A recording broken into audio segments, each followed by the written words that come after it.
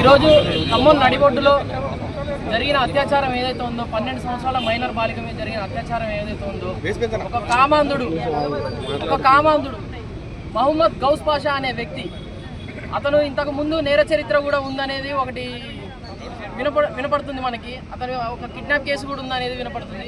అసలు అతను అలా అత్యాచారం చేయడానికి ఆయనని ప్రేరేపించింది ఏ ఆలోచన?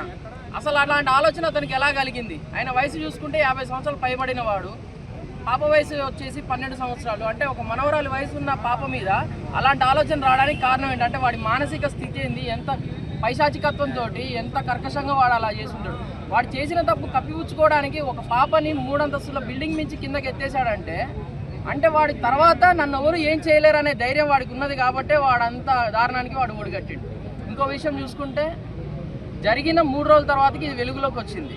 అసలు పాప కండిషను సివియర్గా ఉండి హాస్పిటల్లో ఉండబట్టి ఆ విషయం బయటికి రాలేదు. ఒకవేళ పాపకి స్పృహ రాకపోతే ఈ కేసు పరిస్థితి ఏమయ్యేది? అసలు జరిగిన విషయం ఎటుపోయేది? ఇది బయటపడ్డది కాబట్టి ఇది ఒకటే. బయట పడకుండా ఇంకెన్ని జరుగుతున్నాయి ఖమ్మంలో మనం ఒకసారి చూసుకోవాలి. ఇంకొకసారి ఇలాంటివి రిపీట్ కాకుండా ఉండాలంటే యూపీ తరహాలో శిక్షలు వేయాలి.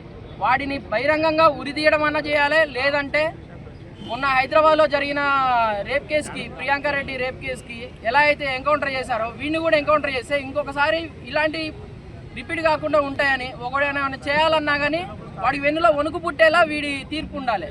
వాడు 50 సంవత్సరాలు దాటినోని తీసుకుపోయి జైలు పెడితే 3 పూటలు తిని పందికొక్కులా బలుస్తున్నాడు. వాడు జీవితం మొత్తం చూసిండు. ఈ పాప పరిస్థితి ఏంటి? 12 సంవత్సరాల పాప అంటే మంచి చెడు తెలియని పాప.